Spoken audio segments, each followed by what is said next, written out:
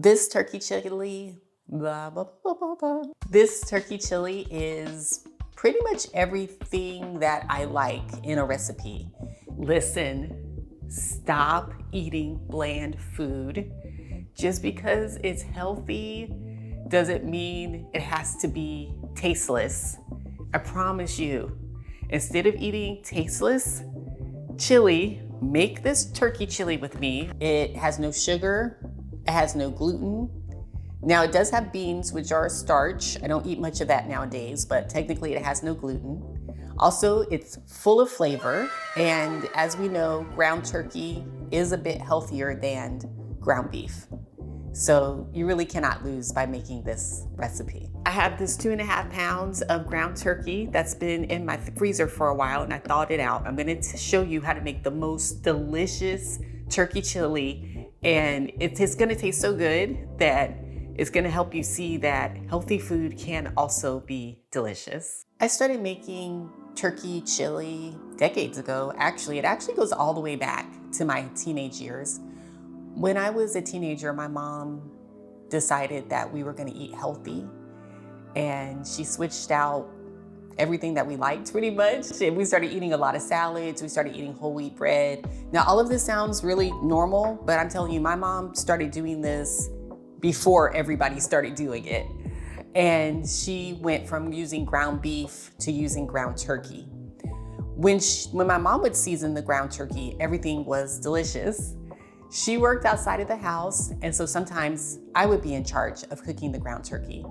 And that is how I discovered that it is extremely bland, because I didn't know that you can't season it the same way that you season ground beef.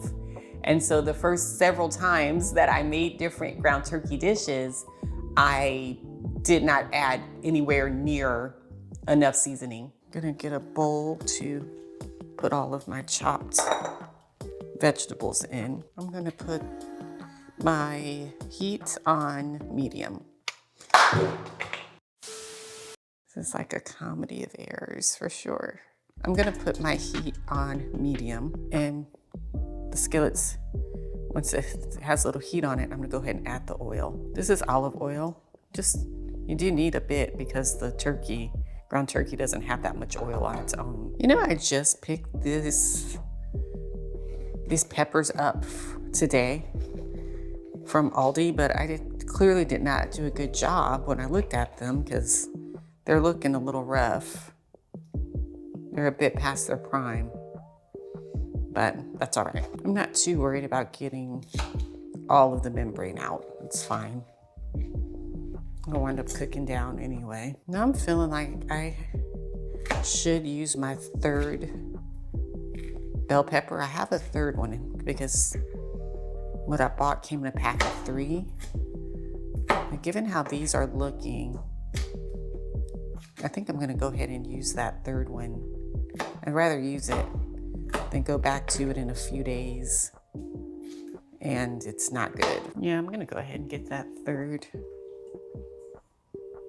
pepper. I don't know if I mentioned, but these have already been rinsed. I'm going for healthy here, right? Healthy chili. So vegetables are definitely healthy. The oil is nice and hot. Ooh. It's a little bit overheated, but that's okay. Let me get a skillet. Actually, what I meant to say was, let me get a spatula. Let's go ahead and add all these vegetables. And then I also want to salt them pretty liberally. If I had a bigger skillet available at the moment, I would cook the turkey along with these vegetables. But now that I've gotten these to soften a bit, we're gonna go ahead and take these off the skillet. Now, how long you cook your vegetables is up to you. Since this is going in the crock pot, I don't have to cook them until they're completely soft. So that's why we're gonna go ahead and take this off the heat now. I'm gonna go ahead and add some more oil because the turkey's gonna need it. And I'm cooking all of the turkey. What I figured out a couple decades ago is if you're substituting ground turkey for ground beef, when you come across a recipe, you're gonna need to increase the seasoning drastically. If you are using a ground beef recipe and it's, say for example, it says use 1 teaspoon of onion powder, you're gonna immediately just in your mind convert that to 1 tablespoon. And instead of a teaspoon that you would use in the ground beef, you're gonna use a whole tablespoon in the ground turkey. Now I know there is quite a difference between a teaspoon and a tablespoon, but I'm telling you, this is how you get the flavor. Pretty much all the ingredients that we're gonna put directly in the chili itself, we can go ahead and put in the turkey. That was salt, and this is onion powder. Got some garlic powder. I'm not really measuring this out, but if it looks like it's too much, trust me, it's ground turkey, so it's not. I got some black pepper here, cumin. Now I'm gonna give you more precise measurements of these ingredients for when you put them in the chili itself. Cumin's kind of packed in there. And here's some chili powder. Now, these aren't all the ingredients. We're gonna use a few more in a few minutes, but remember, we wanna help the turkey as much as we can with the flavor. And of course, you know I have to use my handy dandy meat chopper. If you have fresh garlic, of course, that is fantastic. I have this from the fridge, and I'm gonna put about a clove's worth in this meat, and then we'll add more in a few minutes. Make sure that you subscribe to A Great Cooker, because as long as you keep coming back to these videos, you're gonna be able to stay on your healthy path of eating right, and your food's gonna taste good.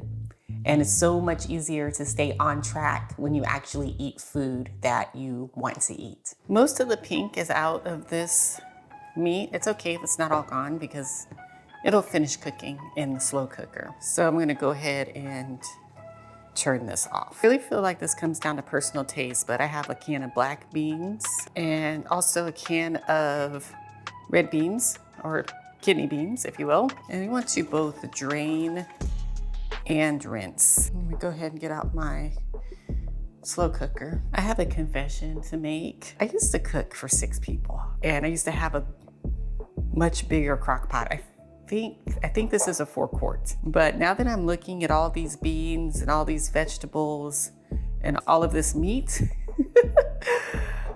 yes, I think I was a bit over ambitious with all of this, but that's okay. I'll tell you exactly the measurements that we're gonna use. 3 bell peppers and 2 large onions, 1 can of red beans and 1 can of black beans, and 2 1/4 pounds of ground turkey. I wanna let you know that A Great Cooker memberships are now live. You can get access to members only videos and also top tier shout outs. So make sure and join us. Should I mention that the link is in is that a given now? Like, do people still need to be told that? I'm going to add 2 or 3 cloves of garlic, maybe. Who knows for sure. We're gonna talk about these diced tomatoes with green chilies. If you do not want a lot of heat in your chili, then instead of using this, you're gonna just wanna use diced tomatoes with no chili. It's up to you. You can leave the liquid. I want a total of 18 ounces of tomato sauce. I'm gonna have to stir this very carefully. We're gonna add some chicken broth since it's ground turkey. You can use up to a cup, maybe up to half a cup, because we already have a lot of liquids in here. But basically this is just so that it's not dry, but I'll stir it, and at the end, I'll see if I need to add more. But I think that was maybe about half a cup. Again, this is gonna depend on how you feel about heat. These are diced jalapenos. They were canned, and I didn't use the whole can, so I wound up freezing the rest. So these are out of the freezer, but I'm only gonna use 1/8 of a cup. Normally when I make chili and I use ground beef, I use a total of 2 tablespoons of chili powder, and I kind of do a combination of regular chili powder and hot Mexican style chili powder. But for this, I'm gonna ramp it up to 3 tablespoons total, and I'm gonna use 2 tablespoons of regular chili powder. This is actually a 2 tablespoon measure, and 1 tablespoon of hot Mexican style chili powder.